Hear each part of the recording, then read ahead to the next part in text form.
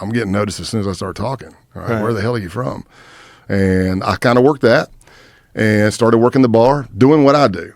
Not everybody has their own way. And let me say this, since it's at the beginning, listen, for me, I want people to know it comes from a humble spot.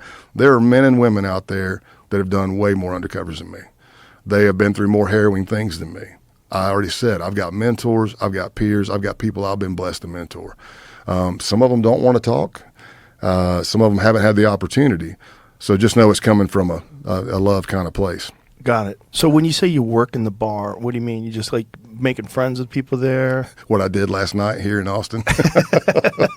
Same thing. Is it like old habits die hard? Yeah. I just walk out like, hey, man, how's it going? Yeah. It's like catch and release. You're like pretending. Yeah. It's still working your gab. Yeah. That's interesting. So you're always working your skill set, even though you're not on the job anymore. Yeah, I know. Right. I love connecting with people. I don't care whether you're smart, stupid, big, skinny, fat, any ethnicity, doesn't matter. And that's one thing I do miss about the job. I miss getting called out at 2 a.m. for the craziest of the crazies.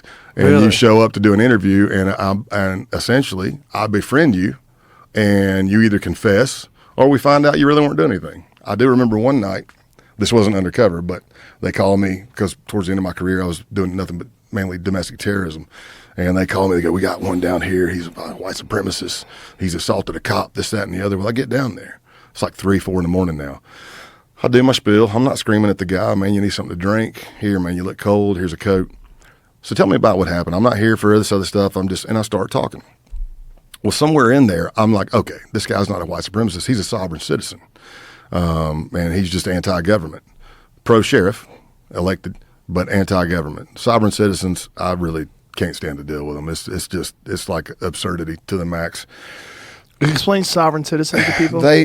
You see it all over YouTube. They don't like, they get pulled over and I don't need a driver's license. I'm in commerce. I'm in transit. If they touch you, well, that's rape. They think they've got I'm going to forget it, but it's like $250,000 being held by the government for each person. It's crazy. They'll start putting liens on people. People put on trainings. So when it first started,